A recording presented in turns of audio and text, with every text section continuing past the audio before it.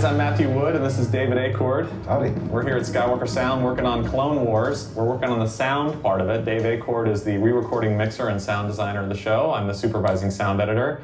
And we thought we'd take you through some of the sound processes we did to create the Onderon arc for Clone Wars.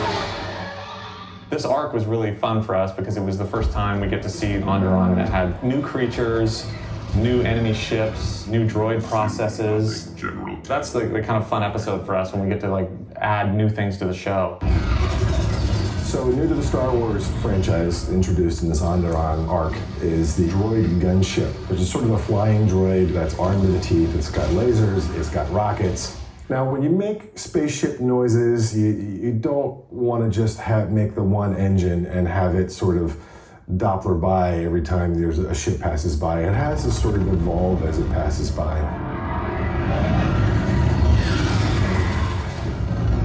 So in this particular shot here, the gunship's hovering over a fortress. It's going to fly above us and attack the cave. At the root, we have the engine.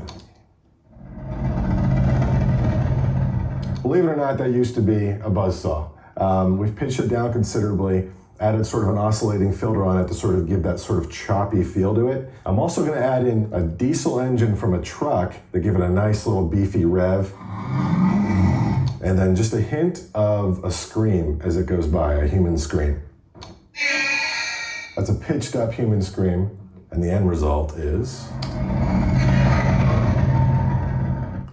and that is the gunship. Another fun thing that we do in the show is Dave and I are actually actors as well, and so we do voices for the show, typically with a lot of the droids. Hey! Roger, roger.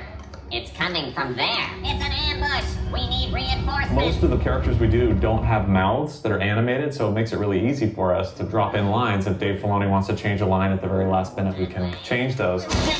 Hey! So sometimes we take a little liberties with those. Yeah, drink.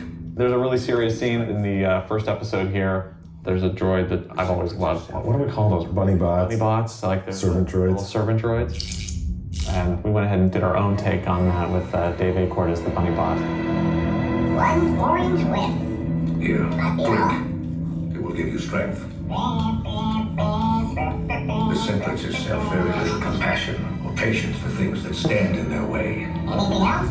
So yeah, those things, we have 2 weeks to do the show, so sometimes we throw those in there to make it fun and exciting for us. But yeah, we show that to Dave Filoni, and we like to get a laugh for him. We usually don't even tell him until he gets to the mix and he sees them, and we like to surprise him. One of the challenges in this episode was coming up with all the individual sounds for creatures that are in the camp. So we have these pterodactyl type creatures, the Rooping. So the Rooping is a mashup of other existing creatures and some other inorganic elements. The beefy low end part is essentially a lion roar, pitched down, but you can almost hear it in the final element of the creature. This, that sort of raspy, shrill part, isn't actually a vulture. And for good measure, that really high-end, shrill, piercing part that sort of tails off at the end is metal on glass, metal scraping against glass, to give the creature a little bit more of a death from above terror aspect.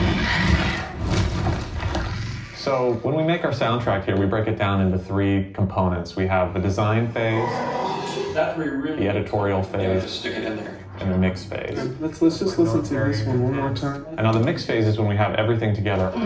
All of Dave's sound design has all been cut specifically to picture, and we have all the music, we have all the Foley, all the dialogue's been cut and recorded. So it's all just in this console, and we build an environment. It's where you decide how the volume relations should be between everything, where it should be placed in the room, positionally in your speakers. But it's the fun part of the job because you have everything there. In this scene, you can see the mix process really gives it life. The hologram turns on and starts talking to the people of the city to revolt. People of Onderon. So that's actually an example of 2 different things here as far as dialogue goes. The time has come to take back our freedom. We have her speaking through the hologram, and there's a certain, we call a futz. We put a futz in the voice for the hologram to give it a sense of transmission, radio, that kind of thing. And then when we cut to her, not in the hologram, we peel away that futz. Separatists for the crown. But Onderon is ours. We need your strength to And we just try to follow the action that's on the screen to help tell the story. our true king. All we have when we start an animated show is the dialogue from the actors that are recorded. And so we have to build it up from there and build a whole environment and put it in that space. Okay. People of Onderon, the time has come to take back our freedom. So that's just We dialogue. have all been deceived.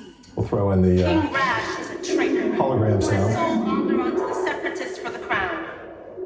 The city background with the fire. We need your strength to reclaim our planet And then and Kevin's music. restore our sovereignty under our true king, King Denda.